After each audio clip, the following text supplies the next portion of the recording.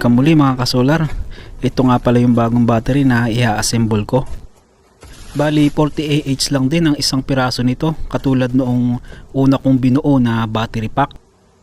Ilagay ko na lang po yung link noong unang video natin dito sa description box sa baba. Ito yung kanyang positive terminal at ito naman yung negative. Bali 8 piraso lahat ito, pero 12 volts pa rin yung voltage na aking bubuuin. Bali magiging 4S 2P o 4 series 2 parallel ang koneksyon na gagawin ko. Kaya ang magiging total niya ay 12 volts 80 Ah. At makakakuha tayo ng 960 watt hour total capacity. Pero hindi naman natin ito lahat isasagad dahil 80% DOD lang yung gagawin ko na pag-discharge dito.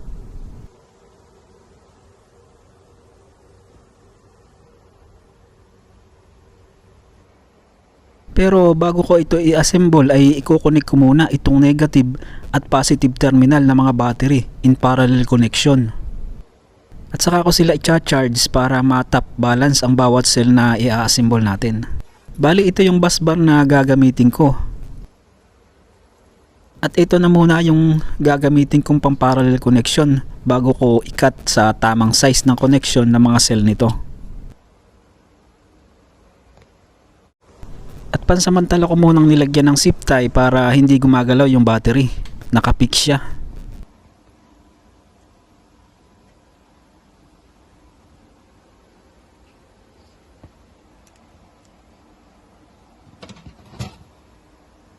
At mahaba kasi itong bus bar kaya lalagyan ko muna ng tape yung magkabilang dulo para iwas sa short circuit.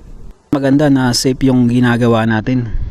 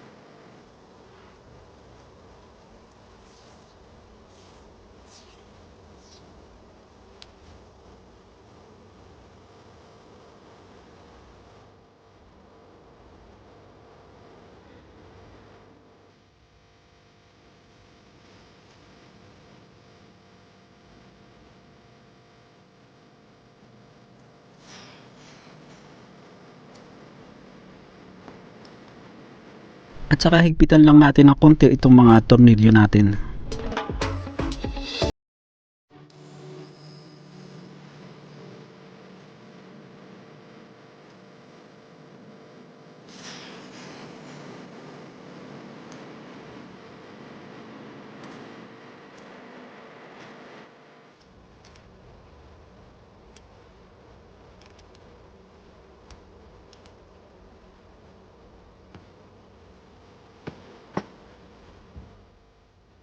At i-charge ko muna gamit itong Benzlab power supply. Iseset ko ang voltage nito sa 3.65 dahil ito yung full charge ng bawat isang piraso ng LiPo4 battery. At dahil nga sa naka-parallel connection pa ang ating mga battery.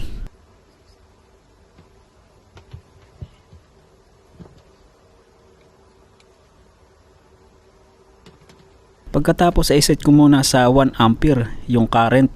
At mamaya ko na lang i-adjust kapag nakakonect na yung mga wire ng ating charger. Ayan, tapos i-connect natin itong positive at negative ng ating mga terminal.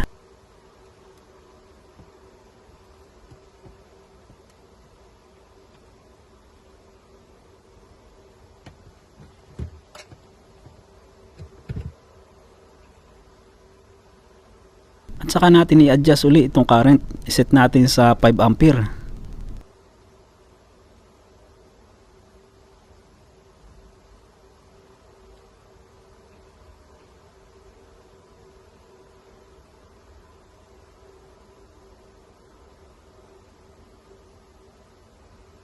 So yan mga kasolar, try natin dito sa 5 ampere.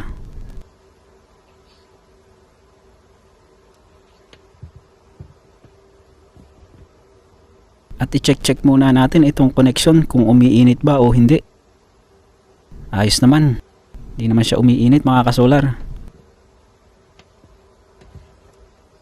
Bali almost 18 watts din, 5 ampere ang charging current nya. Bali hihintayin na lang natin ito na bumaba yung kanyang charging current at saka natin i-disassemble itong battery. Kapag balance na lahat yung ating mga cell, saka pa lang natin siya pwedeng i-assemble in series connection. So yan mga kasolar, hintayin na lang natin. Tingnan natin kung ilang araw aabutin yung pagcha-charge nito. Dahil medyo mababa yung charging current nya at saka yung wattage na pumapasok sa battery. Yan, nilagyan ko na rin muna ng tape dito sa ibabaw para iwas short circuit in case na may mahulog na metal object dito sa ibabaw ng battery natin. Para safe tayo.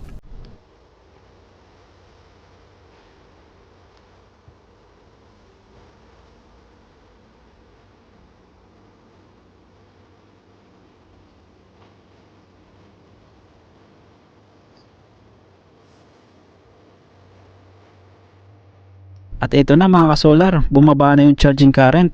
Ibig sabihin full charge na yung battery natin. Inabot din ng 2.5 days yung pagcha-charge nya.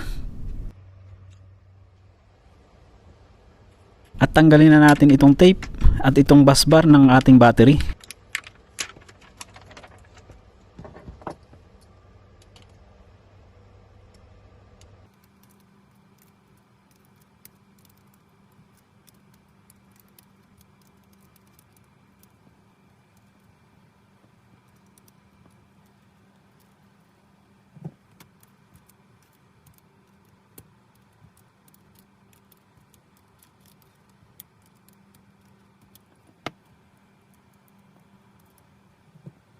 Tapos i-check naman natin ang voltage ng bawat cell kung balance na ba silang lahat.